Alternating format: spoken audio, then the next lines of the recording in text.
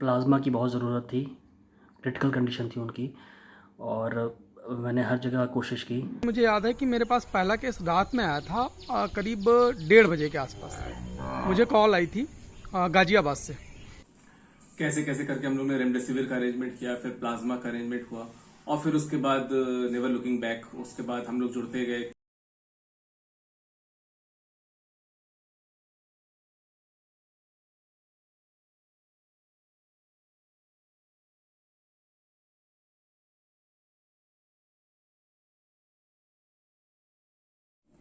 मुझे आज भी याद है कि 19 अप्रैल की सुबह थी और मेरे रूममेट विभव का मुझे कॉल आया कि विकास, पापा की तबीयत बहुत सीरियस है एंड डॉक्टर्स ने रेमडेसिविर इंजेक्शन का लिखा है। वो फर्स्ट टाइम था जब मुझे इस तरह के केसेस में मैं इन्वॉल्व हुआ। फिर शाम तक मेरा एक जूनियर था प्रशांत, उसकी कॉल आई कि सर मुझे मेरी मम्मी के लिए प्लाज्मा चाहिए।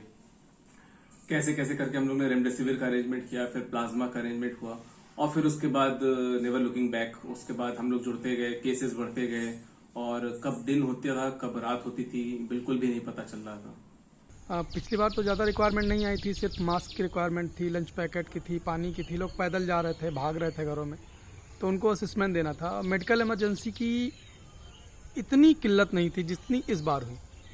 तो इस बार कोई पहले से प्लान तो नहीं था, लेकिन मुझे याद है कि मेरे पास पहला केस रात में आया था करीब 1:30 बजे के आसपास। मुझे कॉल आई थी गाजियाबाद से कि वहाँ पे हमें ऑक्सीजन सिलेंडर चाहिए, बहुत इमरजेंसी है।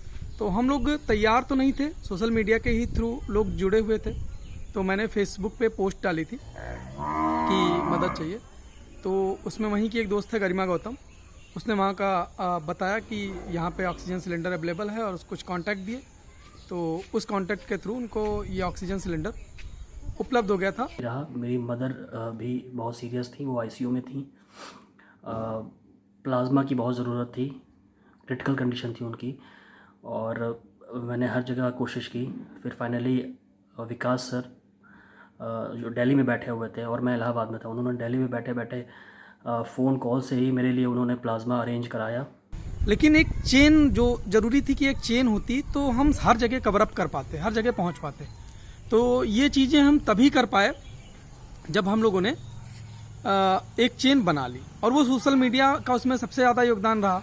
इसलिए कि जब भी कोई केस हम लोग लेते थे, जैसे कानपुर का केस था, बनारस का केस था, तो बनारस का केस साक्षी का आया हुआ था। उसमें हम लोगों ने क्या किया, जैसे केस डाला तो वहाँ पे कुछ लोगों ने लिंक देना शुरू किया कि ये हैं, जैसे ध्रुव जी हैं और सौरभ जी हैं, शशि जी हैं, एक हैं सौरभ अवघड़ करके लिखते हैं, वो हैं। तो बहुत सारे दुर्गेश जी हैं, ऐसे बहुत सारे लोग थे जो मदद के लिए आगे आए। तो उन सारे लोगों का कांटेक्ट मैंने ढूंढा और सबसे कांटेक्ट लिख के सारे कांटेक्ट मैंने सेव कर लिए और डिस्ट्रिक्ट के नाम से सेव किए। शुरुआत में तो मैं अकेले ही कॉल करता था। मुझे याद है कि सुबह समय लग जाता था, 1000-2000 कॉलें दिन भर होती थी। फिर मैंने फेसबुक पे देखा कि बहुत से मेरे फ्रेंड वो भी इंडिविजुअली ये काम कर रहे हैं। फिर हम लोग आपस में मिले ऑनलाइन ही और हम लोग ने आपस में ग्रुप बनाया। इंडिविजुअली भी हम लोग बहुत अलग अलग ग्रुप से जुड़े और फिर हम लोग ने सिलेंडर से लेके सिलेंडर रिफिलिंग, रेमडेसिविर, प्लाज्मा के ऑल ओवर इंडिया में और मोस्टली नॉर्थ इंडिया के केसेस को हम लोग ने देखा।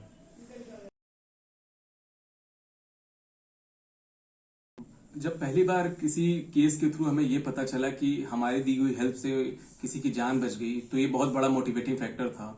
और हालांकि इस जर्नी में ऐसे बहुत से ऐसे भी मोड़ आए जब हम लोग को नकारात्मक खबरें भी मिली, लेकिन सकारात्मक खबरें इतनी ज्यादा थी कि वो हमें लगातार आगे बढ़ाने के लिए बहुत ही फोर्स का काम करती थी।